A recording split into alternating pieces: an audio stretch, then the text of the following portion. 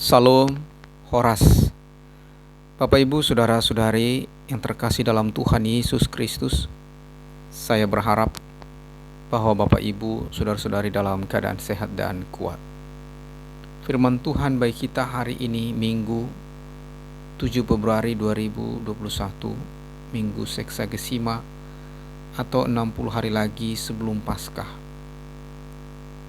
Kita dengarkan dari kitab Yesaya pasal 40 ayat 27 sampai dengan 31, yaitu dari kitab Yesaya bagian kedua yang disebut dengan Deutero Yesaya, mencakup pasal 40 sampai 55 yang menceritakan tentang umat Israel atau Yehuda dalam masa pembuangan Babel, disebut dengan istilah eksilis. Mereka dalam keadaan hancur tanpa harapan, ditawan, berbeban berat dan menderita. Tetapi Yesaya juga menubuatkan bahwa Tuhan akan membebaskan umatnya Israel dan membawa pulang ke Yerusalem, agar di Yerusalem mereka memulai hidup yang baru. Dan orang yang dipakai dalam pembebasan ini disebut dengan sebutan hamba Tuhan. Dari khotbah kita ada dua hal penting yang perlu kita perhatikan, yaitu pertama, Tuhan memberi kekuatan kepada orang yang lelah dan menambah semangat kepada yang tiada berdaya. Pasal 27 ayat 27 sampai dengan ayat 29. Kita teringat dengan orang yang sakit selama 38 tahun di kolam Bethesda. Ketika Yesus bertanya, "Maukah engkau sembuh?" Orang sakit itu menjawab Yesus, "Tuhan, tidak ada orang yang menurunkan aku ke dalam kolam itu apabila airnya mulai goncang. Dan sementara aku menuju ke kolam itu, orang lain sudah turun mendahului aku." Yohanes pasal 5 ayat 7. Lalu Yesus menyembuhkannya dengan berkata, "Bangunlah, angkatlah tilammu, dan berjalanlah." Artinya apa? Yaitu selama tidak ada yang menolong orang sakit itu, maka tak pernah ada kesembuhan baginya. Dan selama 38 tahun dia selalu dalam kerinduan dan penderitaan. Tetapi Yesus datang dalam masa sulitnya, lalu menolongnya, dan itulah kesembuhan baginya. Demikian juga setiap orang membutuhkan pertolongan, sama seperti kita memerlukan semangat dan kekuatan dalam segala hal, apalagi dalam masa sulit. Bahkan kita juga membutuhkan orang yang mampu memotivasi atau menyemangati kita, terkhusus pada saat mengalami pergumulan yang berat.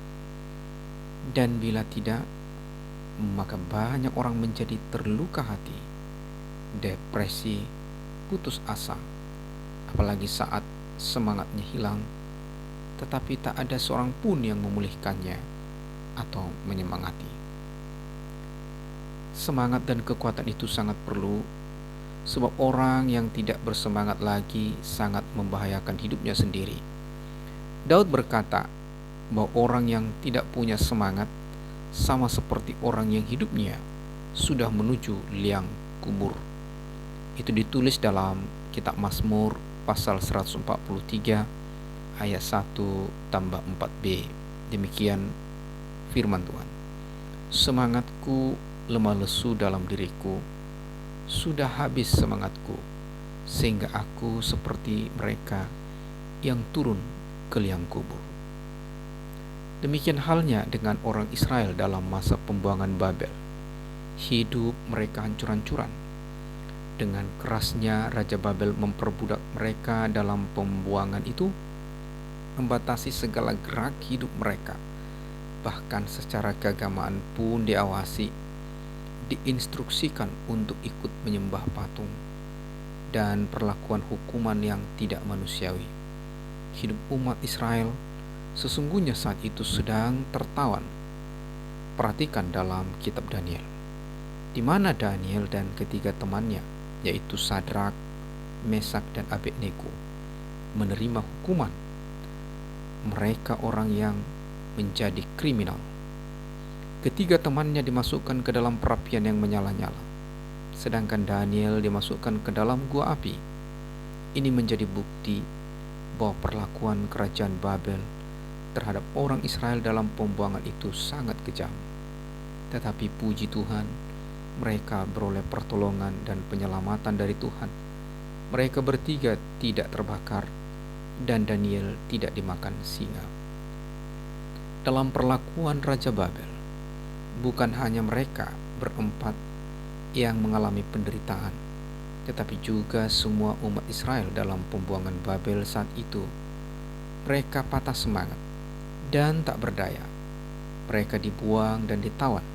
Hidupnya bagaikan orang yang tersembunyi, terisolasi dalam kegelapan, dalam penjara, diabaikan, disingkirkan dan tidak diperhatikan. Hidup mereka kering seperti pohon yang segera akan mati, dan mereka bagaikan apa yang dikatakan dalam kitab Amsal pasal 17 ayat 22b, tetapi semangat yang patah mengeringkan tulang. Pada saat itulah Tuhan berfirman kepada umatnya melalui Nabi Yesaya dalam pembuangan Babel. Mengapakah engkau berkata demikian, hai Yakub, dan berkata begini, hai Israel? Hidupku tersembunyi dari Tuhan, dan hakku tidak diperhatikan Allahku. Dia memberi kekuatan kepada yang lelah dan menambah semangat kepada yang tiada berdaya. Ayat 27 tambah 29. Inilah yang Tuhan pastikan, bahwa Tuhan akan memberi semangat dan kekuatan kepada mereka yang lelah dan tak berdaya. Sungguh berita ini menguatkan umat Israel dan kita semua.